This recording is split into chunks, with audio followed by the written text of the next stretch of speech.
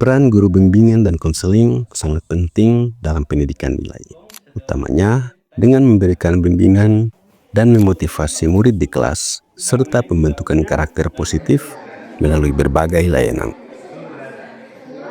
Di tengah keterbatasan akses internet dan tantangan geografis di wilayah kepulauan, saya belajar bahwa menjadi guru bukan hanya soal mendidik, tetapi juga tentang bertahan dan beradaptasi. Selain sebagai guru BK, saya juga mendedikasikan diri untuk membantu murid memahami penggunaan teknologi, sekaligus membantu mereka agar mampu berkembang secara optimal. Dengan kreativitas dan hati, saya mengubah keterbatasan menjadi peluang, menghadirkan pembelajaran melalui komik empati dan penggunaan teknologi secara sederhana namun bermakna di tengah keterbatasan. Sebagai guru bimbingan dan konseling, saya memberikan layanan bimbingan klasikal dengan topik menumbuhkan empati dengan memanfaatkan Canva untuk membuat komik digital sebagai media pembelajaran yang kemudian diberi judul Kelas Komik atau Klasikal Komik Empati. Praktik baik tersebut juga merupakan bagian dari pemanfaatan teknologi digital dalam pembelajaran, karena saya menggunakan beberapa tools seperti Chromebook dengan akun belajar ID yang sudah diaktifasi, serta aplikasi Canva for Education yang merupakan aplikasi desain visual. Langkah pertama yang saya lakukan untuk mengimplementasikan kelas Komik tersebut adalah mengaktifasi akun belajar murid agar bisa mengakses Chromebook dan semua fitur yang tersedia di Canva for Education. Lalu, berkonsultasi dengan kepala sekolah dan rekan sejawat untuk dukungan, saran, maupun masukan. Setelah itu, saya menyusun RPLBK atau Rencana Pemberian Layanan, Bimbingan, dan Konseling yang disesuaikan dengan SKKPD atau Standar Kompetensi Kemandirian Peserta Didik. Setelah tahapan RPLBK telah tersusun, saya membuat slide presentasi materi empati menggunakan aplikasi Canva agar lebih menarik dan interaktif. Selanjutnya, saya memanfaatkan fasilitas sumber daya pendukung seperti proyektor, laptop, Chromebook. Saat pemberian layanan, saya mengawali dengan metode ceramah menggunakan slide presentasi. Empati adalah kemampuan untuk merasakan, memahami, dan berbagi perasaan orang lain. Kalau empati itu sama seperti kita turut merasakan apa yang dirasakan orang lain. Saat mereka merasa sedih, terus kita dekati terus bilang, saya ikut merasakan apa yang kamu rasakan. Saya ikut senang atas apa yang kamu raih. Karena metode tersebut efisien untuk memenuhi kebutuhan murid dengan gaya belajar audio maupun visual. Kamu cukup bagus dan mendapat peringkat pertama di kelas. Ferry jadi senang karena ada teman yang ikut senang juga. Setelah pemaparan materi selesai, tahap selanjutnya adalah pembuatan komik digital. Dengan pendampingan guru, murid diminta untuk memvisualisasikan responnya terhadap tindakan atau perasaan orang lain melalui percakapan dalam komik digital.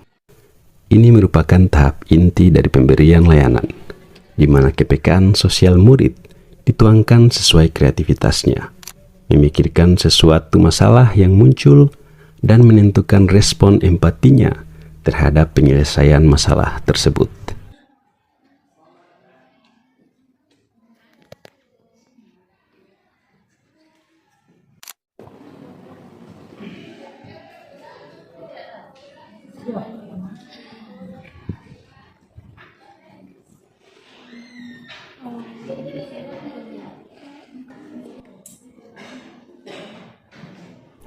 Tahap selanjutnya setelah komik selesai dibuat adalah murid melakukan presentasi. Presentasi dibagi menjadi dua jenis sesuai dengan gaya belajar murid yang diperoleh dari hasil asesmen non-kognitif. Jenis presentasi pertama menggunakan penayangan komik yang telah dikirimkan melalui fitur kolaborasi yang tersedia di Canva.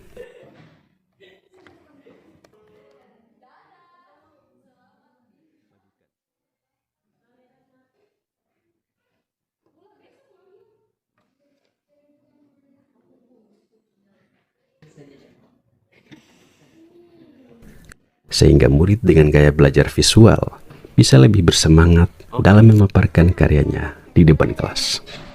Di atas adalah komik buatan saya. Jadi ini komik buatan Kemudian, jenis presentasi yang kedua adalah dengan metode role play atau bermain peran. Role play merupakan metode yang tepat untuk mengakomodir murid dengan gaya belajar kinestetik, karena murid terlibat dan mempraktikkan secara langsung ekspresi, pergerakan, dan percakapan yang ada di dalam komik.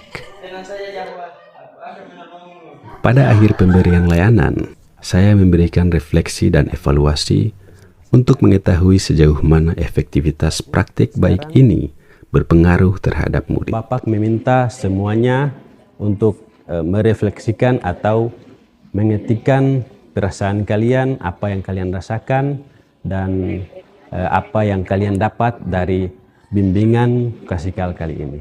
Silakan ketikkan di Google. Dengan menggunakan Chromebook, murid diminta untuk mengakses link Google Form, lalu mengisi pertanyaan evaluasi dan refleksi terkait dengan materi.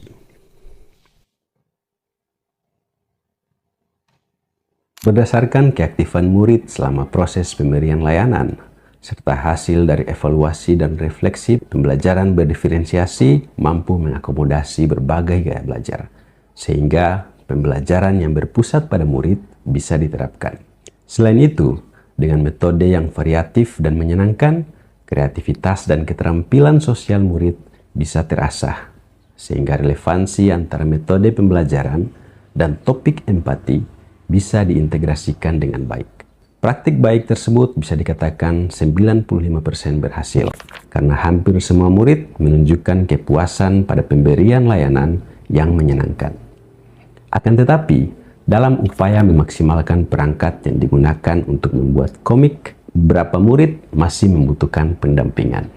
Kesimpulannya, pembelajaran berdiferensiasi mampu merangkul keragaman murid, asalkan menggunakan metode yang variatif dan menyenangkan.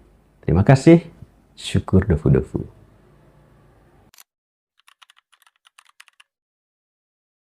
Saya senang karena bisa memahami empati melalui komik yang menyenangkan.